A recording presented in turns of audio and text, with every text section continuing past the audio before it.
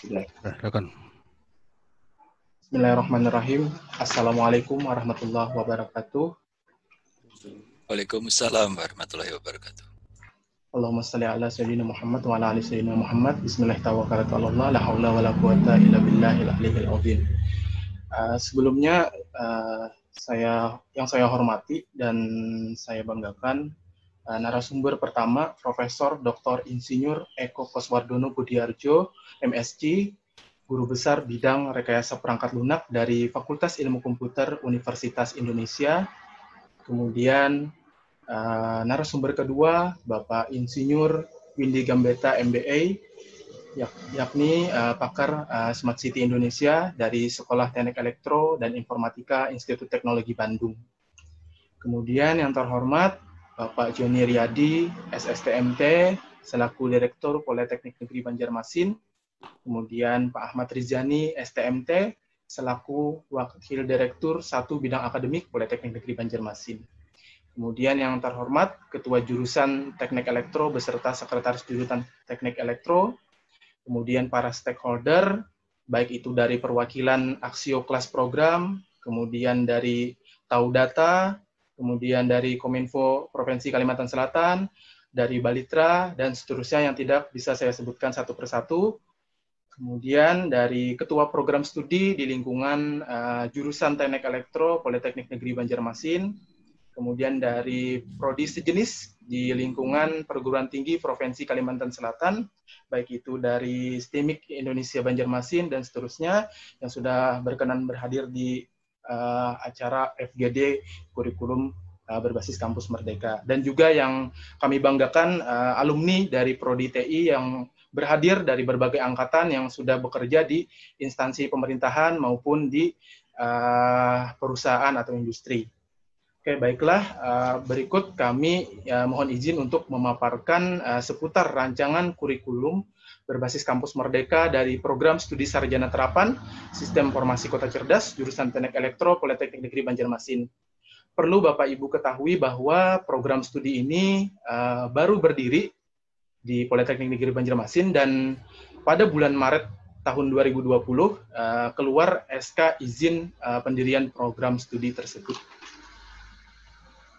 Berikut sejarah singkat ya dari berdirinya program studi Sistem Informasi Kota Cerdas itu tidak terlepas dari program pemerintah melalui Kementerian Komunikasi dan Informatika Republik Indonesia yang mencanangkan gerakan menuju 100 Smart City di Indonesia.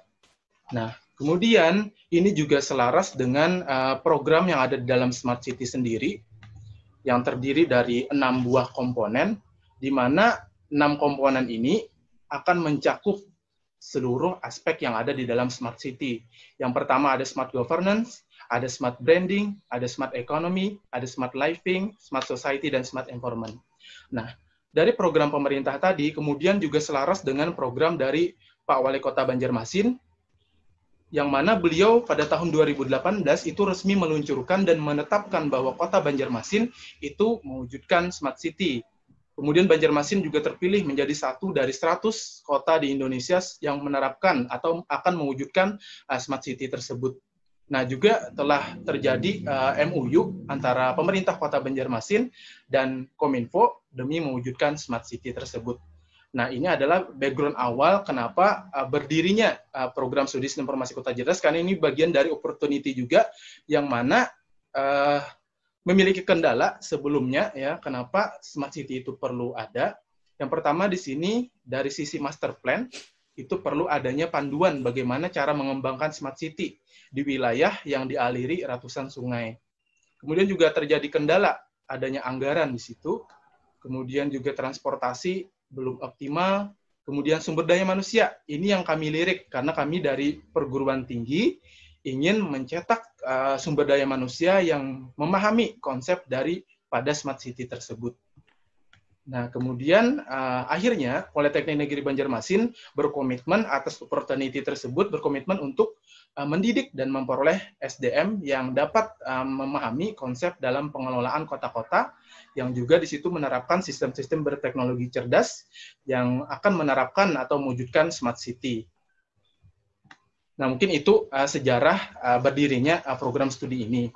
Kami juga telah melaksanakan FGD pada 21 November 2019 yang juga menghadirkan Pak Wali Kota Banjarmasin dan Pak Windy Gambetta selaku pemateri dan juga reviewer dari pengajuan yang kami usulkan.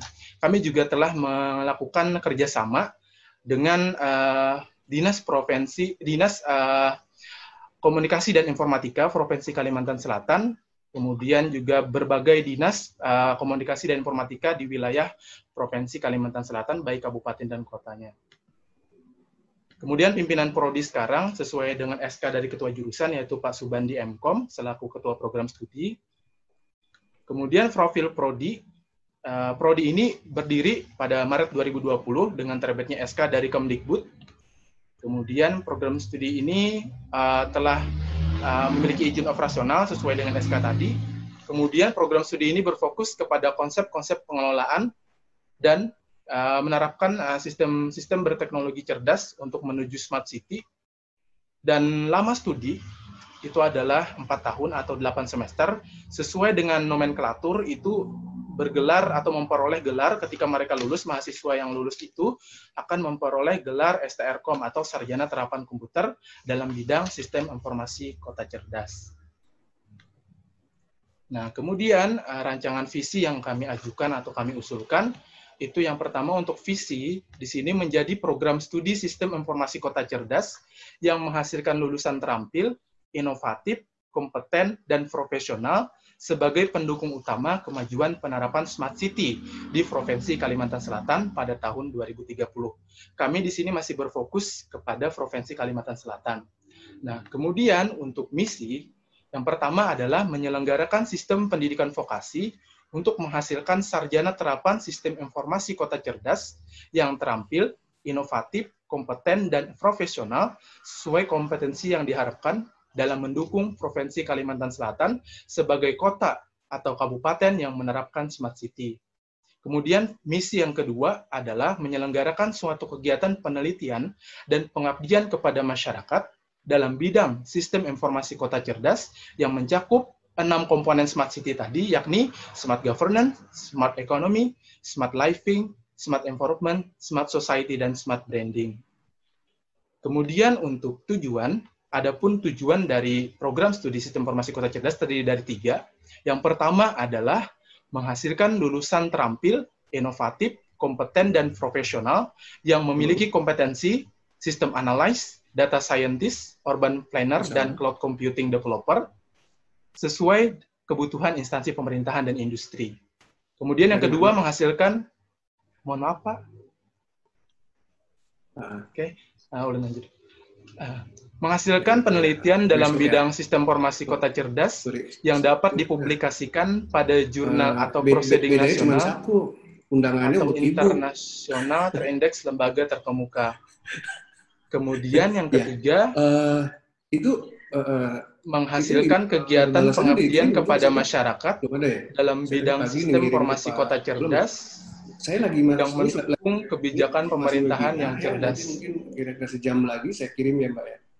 Kemudian untuk profil lulusan dari program studi Sarjana Terapan Sistem Informasi Kota Cerdas, yang pertama kami mengusulkan sesuai dengan level KKNI, yaitu yang berada di level 6. Yang pertama adalah Sistem Analysis yang memiliki kemampuan untuk merencanakan, kemudian merancang, membangun, menguji coba, kemudian menerapkan, mengembangkan, menilai, dan mengendalikan sistem informasi dalam pengembangan kota cerdas atau smart city sehingga mampu memberikan solusi untuk masalah kota cerdas atau smart city melalui problem based learning. Kata kuncinya di sini adalah komunikasi, analisis, desain, perancangan atau pemodelan, membangun pengujian, increment, dokumentasi, inovasi, dan solusi.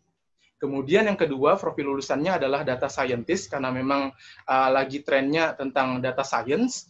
Kami di sini mengusulkan data scientist, yakni memiliki kemampuan untuk merancang spesifikasi sesuai dengan fungsi dan kebutuhan pengguna, melakukan backup data sistem, mengelola pusat data, melakukan validasi data, melakukan pemeliharaan data, kemudian memonitoring dan mengevaluasi data, dan mampu menerapkan keamanan informasi atau data.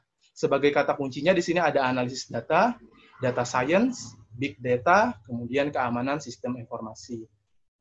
Selanjutnya, profil lulusan berikutnya adalah urban planner, yakni memiliki kemampuan untuk menggunakan aplikasi sistem informasi geografis atau GIS untuk mengintegrasikan dan berbagi data dari berbagai sumber dalam proses perencanaan kota cerdas atau smart city. Kata kuncinya adalah kartografi, geospasial, dan sistem informasi geografis. Terakhir adalah cloud computing developer, yakni memiliki kemampuan untuk merancang, membuat, mengembangkan, mengkonfigurasi, menerapkan, dan mengendalikan teknologi yang berhubungan dengan kanal akses kanal atau distribution kanal. Kemudian kata kuncinya adalah jaringan, administrasi jaringan, keamanan jaringan atau cyber, dan cloud computing. Nah, ada 4 profil lulusan yang kami ajukan untuk program studi sarjana terapan sistem informasi kota cerdas. Kemudian renstra secara umum kami yang pertama adalah pada tahun 2020 sampai 2025 kami akan berupaya untuk mengenalkan identitas prodi ini. Kemudian melalui penelitian dan pengabdian kami akan berfokus terhadap 3 komponen yang ada di dalam Smart City. Kemudian pada tahun 2026 sampai 2030 kami akan berfokus terhadap 3 komponen lagi. Artinya selama rentang waktu 10 tahun itu kami berupaya untuk mewujudkan 6 komponen yang ada di dalam Smart City secara bertahap. Selanjutnya untuk kurikulum, karena tadi Pak Kaprodi TI sudah panjang lebar menyampaikan apa itu Kampus Merdeka, kami di sini secara sekilas bahwa Kampus Merdeka atau kurikulum Kampus Merdeka itu menerapkan, antara lain adalah menerapkan hak belajar di luar prodi, gitu. Baik itu 1 semester atau 2 semester atau 3 semester, tergantung kemampuan dari program studi atau rencana atau rancangan dari kurikulum yang diajukan program studi tersebut. Nah, untuk kurikulum pendidikan tinggi ini, kami mengacu pada 4 buah pedoman. Yang pertama dari Permendikbud nomor 3 tahun 2020 tentang Standar Nasional Pendidikan Tinggi yang terbaru, yang baru terbit oleh Kemendikbud. Kemudian dari Permenristek Dikti nomor 50 tahun 2018, kemudian dari KKNI, baik itu level 5 atau 6, yang kami ajukan adalah level 6 karena ini sarjana atau diploma 4. Di sini mengacu pada Perpres nomor 8 tahun 2012, dan juga kami terakhir mengacu pada visi dan misi institusi, yaitu visi dan misi dari Politeknik Negeri Banjarmasin. Nah, kemudian untuk referensi kampus, atau di sini terkait dengan bahan kajian juga, di sini ada dari luar negeri. Yang pertama dari Singapore Management University, yang memiliki program studi, yaitu S1 atau Bachelor Manajemen Teknologi Kota Cerdas. Kemudian juga dari Politeknik atau Sekolah Vokasi, ini dari Politeknik Caltech Riau, yaitu D4 Sistem Informasi, kemudian dari UGM, yaitu D3 Komputer dan Sistem Informasi. Kemudian juga dari ranah institut dan universitas, kami mengacu pada S1 Sistem Informasi Universitas Brawijaya, S1 Sistem Informasi Institut Teknologi Kalimantan, dan juga yang terakhir IT Telkom Purwokerto, mengambil S1 Sistem Informasi. Nah, kemudian di sini kami juga merancang, tim revisi kurikulum merancang, ini akan diterapkan kepada mahasiswa baru semester ganjil atau angkatan pertama di tahun 2020-2021. Yang pertama untuk semester 1, di sini terdiri dari 8 mata kuliah, yakni Pancasila, kemudian matematika diskrit, bahasa Inggris 1, pengantar sistem informasi. Nah, untuk TI, ini ciri khasnya adalah konsep teknologi informasi, tapi kalau sistem informasi kami menekankan pengantarnya. Kami memberikan konsep awalnya tentang sistem informasi, karena ini ciri khas dari program studi ini. Kemudian ada algoritma pemrograman, elektronika, dasar-dasar jaringan. Nah, total SKS-nya adalah 17, dan terbagi menjadi SKS teori dan juga ada SKS praktek. Selanjutnya, untuk semester 2, di sini ada Bahasa Inggris 2, Technopreneurship, Agama, Basis Data, Struktur Data, Desain Web, Sistem Operasi, Dasar IoT, dan Kartografi dan Informasi Geospasial. Di sini terdiri dari 22 SKS, di mana di semester 2 ini sudah lumayan tinggi untuk SKS prakteknya. Oke, saya lanjutkan. Mungkin Bapak Ibu bisa ada nanti filenya sudah saya share di bagian chat kalau pengen lebih detailnya. Kemudian semester 3 terdiri dari statistika dan probabilitas, karena ini penting untuk data science. Kemudian juga ada berpikir komputasi, K3 dan Ketenagakerjaan. Ini nanti untuk bekal mereka melakukan praktik kerja industri atau magang BUMN bersertifikat. Kemudian ada juga pemrograman berorientasi objek, rekayasa perangkat lunak, administrasi database, administrasi jaringan, pemrograman web, perencanaan kota cerdas, dan desain interaksi dan antarmuka pengguna. Di sini jumlah SKS-nya untuk semester 3 adalah 24, di mana SKS praktek juga yang paling banyak. Kemudian untuk semester 4, di sini yang pertama pemrograman perangkat bergerak atau mobile, kemudian ada kualitas dan pengujian perangkat lunak, keamanan jaringan, sistem informasi geografis, analisis dan solusi proses bisnis, keamanan aset dan sistem informasi, kemudian ada kecerdasan buatan, dan ada analisis kebijakan publik. Di sini terdiri dari 19 SKS, di mana juga SKS praktek yang paling banyak. Selanjutnya untuk semester 5, yang pertama ada data mining dan warehouse, kemudian ada sistem pendukung keputusan, ada evaluasi dan audit sistem informasi, kemudian ada pengolahan citra digital, ada sistem enterprise, kemudian smart government, geoinformatika, mobile cloud computing, dan sistem dan tata kelola kota cerdas. Semester 5 ini terdiri dari 21 SKS, di mana SKS praktek juga yang paling banyak. Selanjutnya untuk semester 6, di sini kami mengarahkan ke arah riset, artinya ada mata kuliah yang berhubungan dengan pengantar penelitian, karena S1 dia lebih diarahkan juga ke analisis yang lebih kuat. Nah, di sini semester 6, pertama ada metodologi penelitian, kemudian ada augmented dan virtual reality, kemudian ada computer vision, ada big data, ada Internet of Things dalam kota cerdas, kemudian ada inovasi dan solusi aplikasi dalam kota cerdas, dan ada kota cerdas berkelanjutan. Nah, mulai semester 6 ini, kami menerapkan mata kuliah kekhususan prodi yang lebih berfokus terhadap aspek-aspek yang ada di dalam Smart City tersebut, nanti dikaitkan ke ranah itu. Nah, semester 6 ini, itu terdiri dari 18 SKS, di mana SKS praktek juga yang paling banyak. Nah, selanjutnya, untuk rancangan di semester 7, karena ini menerapkan kurikulum kampus merdeka, kami di sini merancang untuk pembelajaran di luar kampus itu terdiri dari 12 SKS, di mana mahasiswa berhak memilih dia mau praktek kerja industri atau magang bersertifikat, atau dia melakukan penelitian riset, atau dia melakukan studi proyek independen, atau dia melakukan proyek kemanusiaan, KKN tematik atau membangun desa, dan kegiatan wirausaha. Nanti diserahkan ke mahasiswa masing-masing tergantung dari persetujuan prodi tersebut, yang mana yang dipersilahkan untuk memilih. Kemudian untuk menunjang kegiatan mereka, kami juga memberikan atau memfasilitasi mata kuliah tetap ada, tapi berbasis modular. Yang pertama di sini ada kewarganegaraan, bahasa Indonesia, pendidikan karakter, dan etika profesi dan hak cipta. Untuk semester 7 ini, kami menyediakan 20 SKS, kemudian SKS prakteknya juga yang paling banyak, karena di sini ada pembelajaran di luar kampus.